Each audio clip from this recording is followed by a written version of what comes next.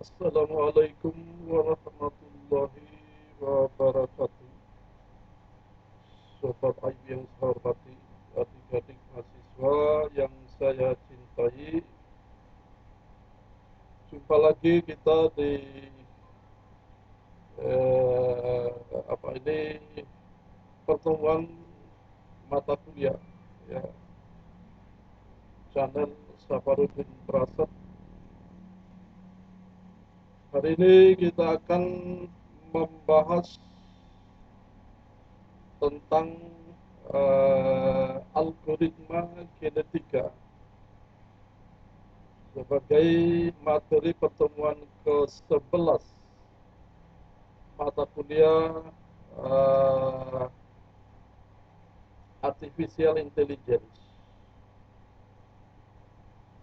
di mana hari ini kita akan membahas beberapa hal tentang algoritma genetika, di mana dalam perencanaan uh, apa ini SAP-nya hari ini kita akan membahas tentang algoritma genetika bagian pertama, di mana pembahasan tentang algoritma genetika kita bagi dalam dua sesi, yaitu sesi bagian pertama dari algoritma genetika dilaksanakan pada pertemuan yang ke-11, ya, pembahasan yang ke-11, sementara yang berikutnya kita akan bahas di pertemuan yang ke-12, di mana pada sesi pertama daripada pembahasan tentang algoritma genetika, kita akan mulai dari definisi-definisi tentang hal-hal istilah-istilah yang menyangkut algoritma genetika. Kita lanjutkan dengan metodologi dan inisialisasi. Kemudian kita lanjutkan dengan seleksi, reproduksi, dan pemutusan. Lalu kita lanjutkan dengan algoritma pembangkit. Dan kita akhiri dengan beberapa istilah yang akan kita bahas pada sesi selanjutnya. Ya, kita akan masuk langsung ke materinya, yaitu kita akan masuk ke bagian yang pertama, yaitu definisi daripada apakah kira-kira yang dimaksud dengan algoritma genetika. Ya, ya. Jadi kalau kita melihat mengacu ke nama daripada algoritma ini, yaitu algoritma genetika. Ya, maka fondasi daripada algoritma ini adalah fondasi dari peran gen di dalam perkembangbiakan makhluk hidup. Ya, dalam ilmu komputer, bidang kecerdasan buatan, algoritma genetika adalah pencarian heuristik. Ini adalah salah satu daripada bentuk pencarian heuristik yang meniru proses evolusi alam. Heuristik ini secara rutin digunakan untuk menghasilkan solusi yang berguna untuk optimasi dan pencarian masalah. Algoritma genetika menghasilkan solusi untuk masalah optimasi menggunakan teknik yang terinspirasi oleh evolusi alam seperti warisan, mutasi, seleksi, dan persilangan. Ya, kita lihat bagaimanakah metodologi yang akan digunakan di dalam algoritma genetika ini.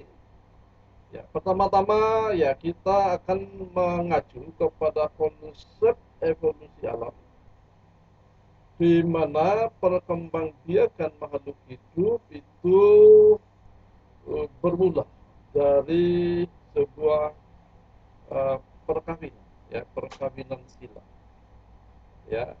Meskipun ada juga makhluk hidup yang berkembang eh, secara mandiri, ya.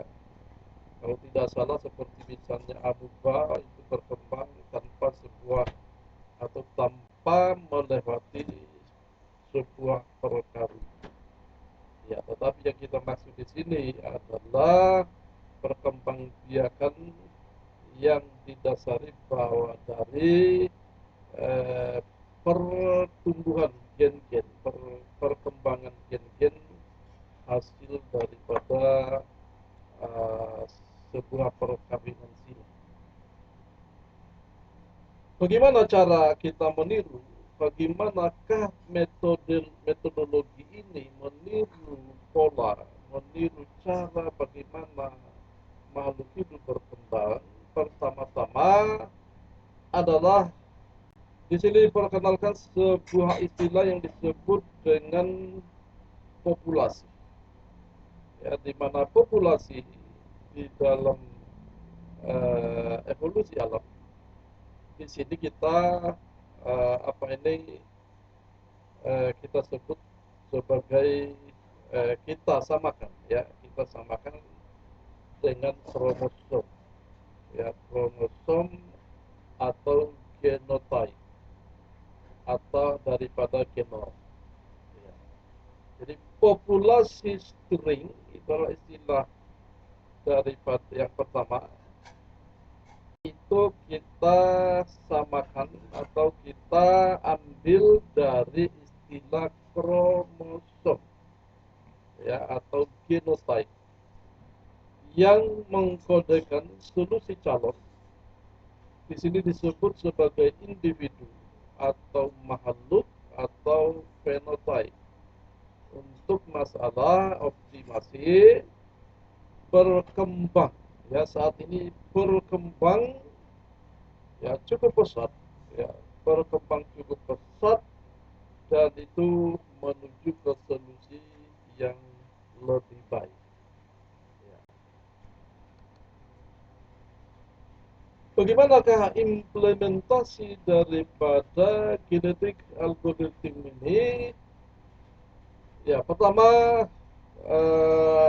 ini sudah diimplementasikan di beberapa bidang, antara lain adalah di bidang bioinformatika, di bidang filogenetik, di bidang ilmu komputer, di bidang teknik, di bidang ekonomi, di bidang kimia, di bidang manufaktur, matematika, fisika, dan bidang-bidang lainnya. Itu sudah digunakan. Kemudian eh, sebuah algoritma genetik yang khas itu membutuhkan dua hal. Yang pertama adalah sebuah representasi genetik. Ya, jadi yang pertama adalah sebuah representasi genetik dari domain solusi. Dan yang kedua adalah sebuah fungsi fitness, fungsi kebugaran untuk mengevaluasi domain solusi. Jadi dua hal yang menjadi khas, ya, yang menjadi ciri khas daripada algoritma genetika adalah yang pertama adalah representasi genetik, dan yang kedua adalah fungsi fitness. Apa itu fungsi fitness atau fungsi kebugaran? Fungsi fitness didefinisikan sebagai representasi genetik dengan mengukur kualitas solusi yang dibagi. Jadi coba diperhatikan di sini bahwa kebugaran, ya, istilah kebugaran di sini dimaksudkan untuk bagaimana makhluk hidup bertahan, ya, bahwa makhluk hidup yang sanggup bertahan itu adalah makhluk hidup yang secara fisik bisa bertahan, ya, secara fisik dia sanggup untuk bertahan, dan di sini diistilahkan sebagai fitness function, ya, fitness function, jadi fungsi kebugaran. Dalam masalah kenapsek, ya, kenapsek ini masalah-masalah yang berhubungan dengan bagaimana kita memiliki keterampilan, kemampuan untuk menyusun objek-objek, untuk menyusun benda-benda di dalam sebuah ruang yang terbatas. Ya.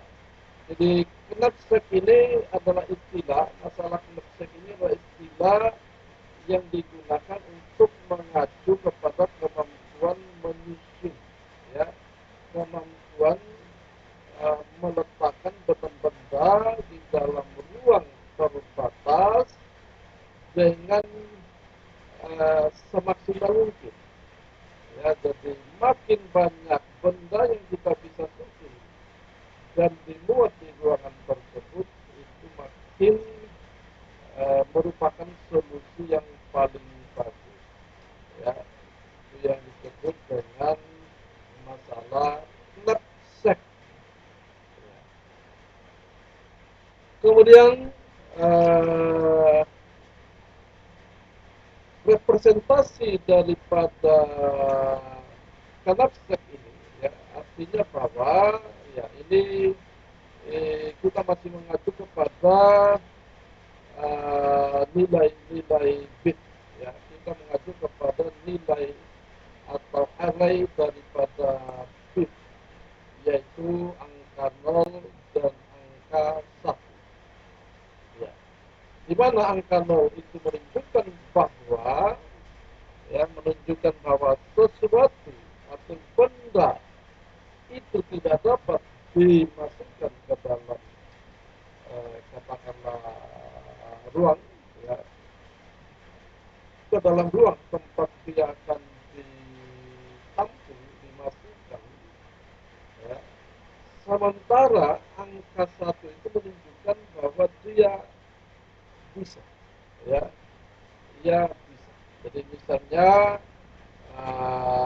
saya menumpuk sebuah barang, misalnya menumpuk sebuah barang yang saya ingin angkut, katakanlah saya ingin angkut dengan sebuah trek, misalnya, ya, dengan sebuah trek, dibutuhkan keahlian, ya, dibutuhkan keahlian untuk bagaimana menyusun barang-barang ini supaya truk ini memuat dengan kemampuan maksimum, ya, dengan kemampuan maksimum sebanyak mungkin, tetapi tetap aman, gitu, ya.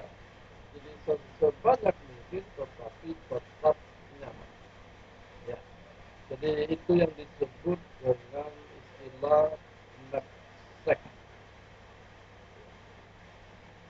Maka barang-barang itu yang kira-kira bentuknya dan juga ukurannya sangat bervariasi, maka ada barang-barang, tentu saja ada barang-barang yang kita taruh di sini ternyata kurang tepat, kita taruh di pojok sana kurang tepat, kita taruh di pojok lain baru dia tepat, ya. Tentu saja kalau dia tidak tepat, kita harus ganti dengan barang yang lain, yaitu maka ditambahlah adalah barang yang tidak bisa diangkut, tidak bisa dimasukkan ke dalam ruang, ya, itu ditandai sebagai bit nol. Sementara barang-barang yang bisa dimasukkan ke dalam ruangan itu kita tandai dengan bit 1. Jadi 1 ditandai valid dan yang 0 ya itu ditandai sebagai invalid, tidak bisa masuk. Ya. Kemudian di sini ada istilah inisialisasi, yaitu menyangkut individu-individu yang secara acak diperuntukkan bagi pembentukan populasi awal. Ya, pembentukan populasi awal. Ukuran populasi tergantung pada sifat daripada masalah, tetapi biasanya berisi beberapa ratus atau ribuan solusi yang mungkin, yang mungkin. Atau secara tradisional, populasi yang dihasilkan secara acak meliputi seluruh rentang solusi yang mungkin di dalam ruang pencarian. Kemudian ada istilah seleksi, ya seleksi. Jadi inisialisasi kita mulai dari populasi, kemudian inisialisasi, kemudian seleksi. Fungsi fitness. Seleksi, ya tentu berhubungan dengan apa ini kemampuan, ya kemampuan atau peluang sebuah apa ini sebuah benda tadi misalnya untuk bisa masuk dan tidak bisa masuk. Pada setiap generasi berturut-turut, proporsi dari populasi yang ada dipilih. Ya, dipilih. Ya, jadi ini tadi berhubungan dengan fungsi fitness. Ya, artinya bahwa yang akan dipilih itu adalah yang memenuhi fungsi fitness. Ya, jadi arti kasarnya adalah yang bugar, ya, yang segar. Ya. Jadi dipilih untuk apa? Untuk berkembang biak. Jadi karena dia memiliki potensi untuk bertahan hidup, ya potensi untuk berkembang biak menjadi generasi yang baru. Solusi di individu, solusi individu dipilih melalui proses berbasis kebugaran. Jadi diukur dari fungsi fitnessnya. Ya, jadi dengan dengan diberlakukannya fungsi kebugaran maka pemilihan itu akan menjadi mudah karena ukurannya adalah fitness function. Kemudian reproduksi. Ya, ini sila-sila di dalam teori genetika. Setelah kita memilih, ya yang tadi kita mengacu kepada fungsi kebugaran atau fungsi fitness, maka langkah berikutnya adalah untuk menghasilkan populasi generasi kedua. Ya, generasi kedua solusi. Jadi kalau mencoba membayangkan kembali di dalam pohon pencarian, ya di pohon pencarian, ya kita istilahkan dari root meningkat ke cabang-cabang. Ya, cabang yang pertama kita sebut sebagai depth 1, ya depth 1. Dan itu kita pandang sebagai generasi yang pertama, ya generasi hasil reproduksi yang pertama.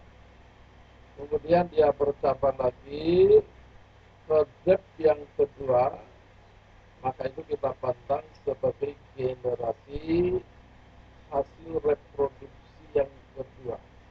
Kita sebut sebagai generasi kedua. Ya. Jadi langkah berikutnya setelah kita melakukan seleksi adalah untuk menghasilkan populasi generasi kedua dari solusi yang dipilih melalui operator genetik. Apa itu yang dimaksud dengan operator genetik? Operator genetik adalah operator operasi-operasi yang bisa menghasilkan atau bisa melakukan regenerasi, ya, yang bisa melakukan regenerasi, dan itu adalah pertama disebut sebagai pindah silang atau crossover, perkawinan silang atau rekombinasi. Dan yang kedua adalah mutasi. Ya, jadi apa ini? Setelah kita melakukan seleksi, kita memilih mana-mana yang berpotensi untuk melakukan reproduksi, maka langkah selanjutnya adalah dikawinkan, dikawinkan. Ya. Kemudian yang kedua adalah mutasi. Untuk setiap solusi baru yang akan dihasilkan, sepasang induk solusi dipilih untuk pembibitan yang dipilih sebelumnya. Dengan menghasilkan anak solusi menggunakan metode di atas crossover dan mutasi. Sebuah solusi baru tercipta dan biasanya berbagai banyak karakteristik dari orang tua. Ya tentu saja apa ini nomalis, ya. Jadi hasil daripada perkawinan silang crossover ini tadi akan diwariskan kepada keturunan-keturunan. Dan keturunan ini akan menjadi orang tua baru, ya, di dalam proses regenerasi dan reproduksi. Akan menjadi orang tua baru yang akan kembali diseleksi untuk setiap anak yang baru. Jadi anak-anak yang dilahirkan di generasi pertama dipilih untuk kemudian dicalonkan sebagai orang tua untuk menghasilkan generasi berikutnya, generasi yang kedua. Begitu seterusnya sampai ditemukan hasil yang paling unggul, ya, dihasilkan yang paling unggul, turunan yang paling unggul. Jadi orang tua baru dipilih untuk setiap anak baru dan proses berlanjut sampai suatu populasi baru, solusi dan ukuran yang sesuai dengan yang kita inginkan, yang dihasilkan.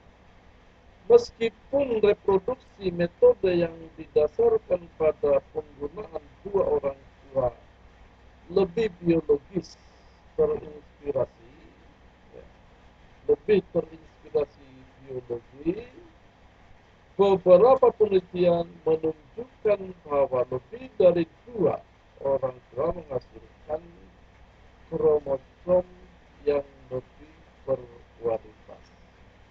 Hasil penelitian menunjukkan bahwa ya makin banyak,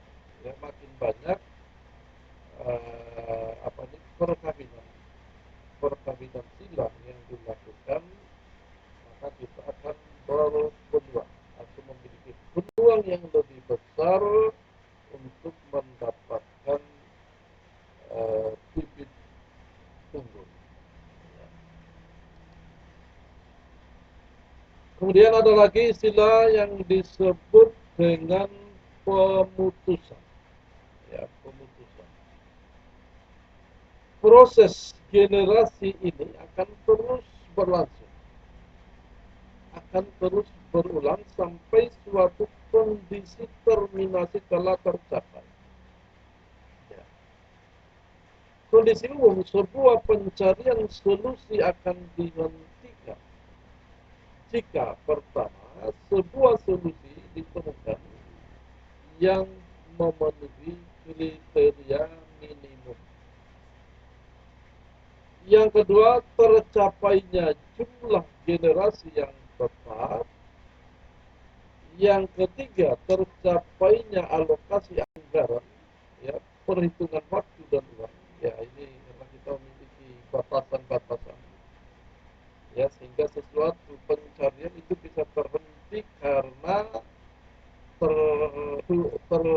terputusnya anggaran, habisnya anggaran. Ya.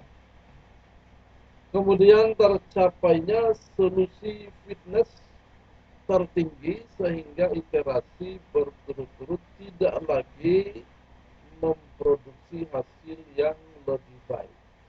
Jadi kalau kita tetapkan jangka waktunya, ya, jangka waktunya di dalam kurun waktu tertentu, ternyata perkawinan proses regenerasi itu terus berulang tetapi menghasilkan tetap dengan kualitas yang sama, maka proses itu kita hentikan dengan, ya, bahwa hasil yang kita dapatkan yang sudah tidak berubah itulah hasil yang kita peroleh.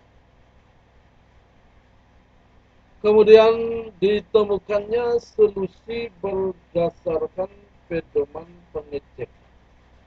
Ya, jadi di sini kira-kira kita sudah menetapkan, ya, menetapkan acuan untuk bahwa solusi yang kita inginkan itu adalah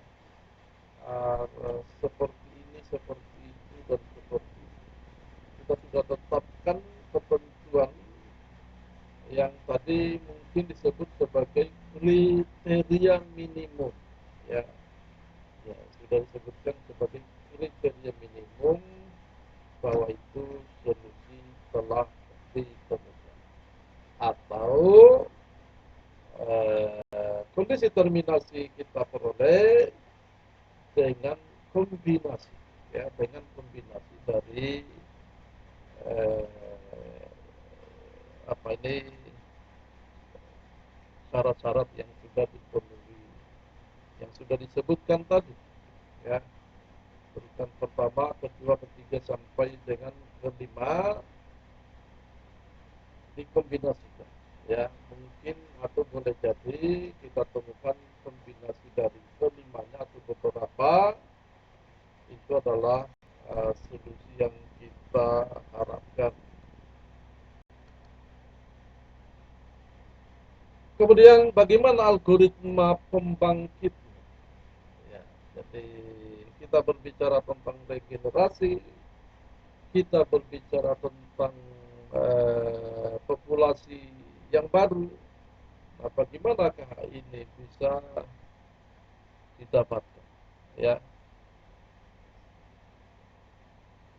prosedur algoritma pembangkit genetik sederhana. Kita akan mulai dari pertama, kita akan memilih populasi awal dari individu, ya, kita akan memilih populasi awal.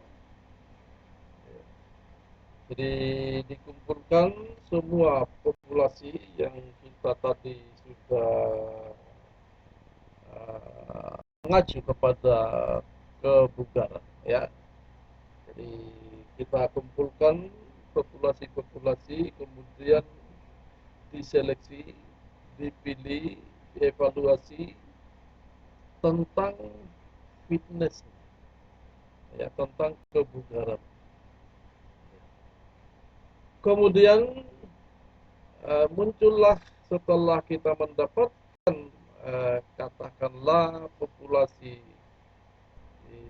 pertama ya untuk dimulai proses regenerasinya, ya maka kita akan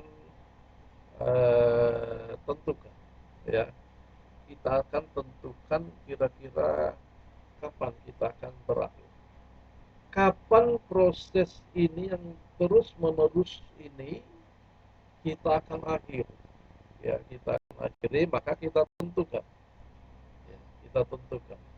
Jadi batas terminasinya kita tentukan, baik waktunya, ya tadi juga bahkan sudah disebut anggarannya, juga ukuran kebugaran.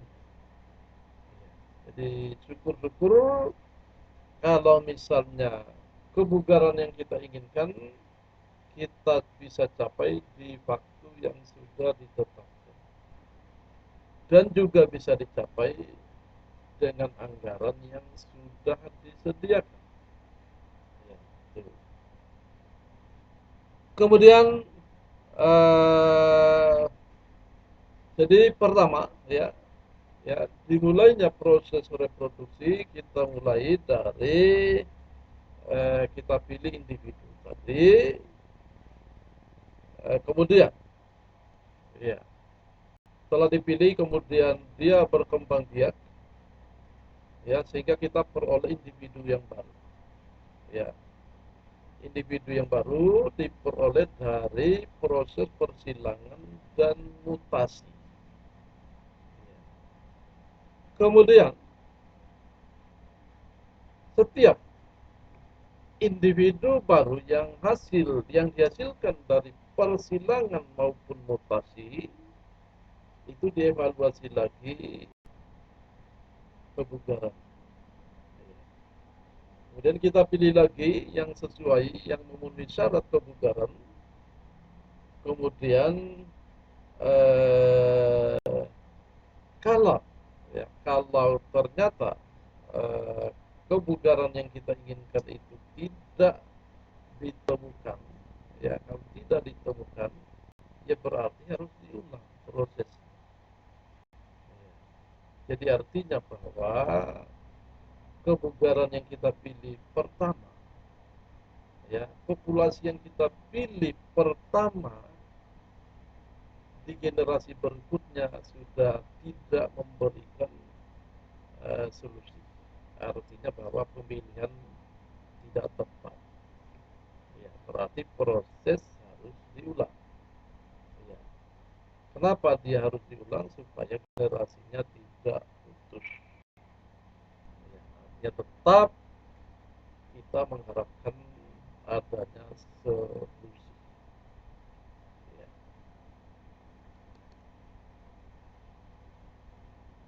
Kemudian istilah-istilah yang ini akan dibahas di sesi pertemuan berikutnya.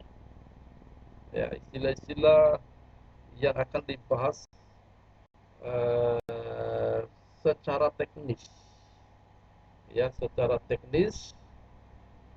Pertama, kita akan eh, melihat, ya, kita akan mengetahui, akan membahas yang pertama adalah gen, ya. Seperti apa gen? Ya, seperti apa gen kalau kita bawa dalam uh, bentuk apa ini pendekatan pemecahan masalah dengan metode algoritma genetik, di mana kita gunakan komputer sebagai alat bantu. Ya, maka istilah yang akan ditunjukkan yang pertama adalah gen. Jadi gen ini apa? Di dalam ilmu apa ini algoritma, ya. Kemudian yang kedua adalah kromosom. Kromosom ini apa di dalam pemahaman algoritma. Kemudian, ya, jadi ini sudah masuk ke langkah-langkah teknis. Kemudian populasi. Populasi itu apa? Dalam pemahaman algoritma. Kemudian fungsi fitness. Fungsi fitness itu seperti apa? Dalam pemahaman algoritma. Dan operasi-operasi yang terjadi. Ya, operasi-operasi yang terjadi yang berhubungan dengan algoritma genetika, yaitu mutasi dan crossover. Crossover ini banyak bentuknya, ya nanti kita akan bahas pada sesi pertemuan selanjutnya. Ya, saya kira demikian di sesi pertama pembahasan tentang algoritma genetika ini. Insya Allah minggu depan kita akan lanjutkan dengan pembahasan sesi yang kedua, ya, di mana di sana kita akan masuk ke langkah-langkah teknis bagaimana uh, mengembangkan algoritma genetik. Ya.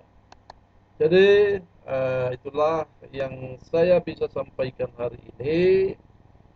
Kembali saya ingatkan bahwa mahasiswa harus juga mengisi absensi wajib, ya, wajib mengisi absensi di siakat, ya, wajib mengisi absensi di siakat karena kehadiran mahasiswa di dalam kuliah daring online ini ditentukan dari kesediaan atau apa ini munculnya absensinya disiapkan. Ya, kalau tidak ada berarti dianggap tidak hadir karena siakat kita itu merekor secara otomatis mahasiswa yang hadir. Ya, jadi kalau tidak menampakkan diri di sana, ya dianggap tidak hadir meskipun di sini juga ikut gitu, ya. Oke. Kemudian jangan lupa juga memberikan dukungannya, ya, di permintaan berulang juga karena ini juga ya perlu didukung supaya terus kita bisa belajar dengan bantuan media YouTube, ya, dengan bantuan media YouTube maka berikan dukungannya dengan cara klik subscribe, ya, subscribe yang belum, ya, tentu yang sudah tidak mungkin lagi, ya, jangan diklik lagi karena klik artinya akan unsub, ya. Jadi yang belum silakan klik subscribe, kemudian like dan di share, ya, di share ke teman-temannya yang mungkin membutuhkan penjelasan-penjelasan tentang algoritma genetik, ya. Jadi demikian pertemuan kita hari ini, ya, kita akhiri.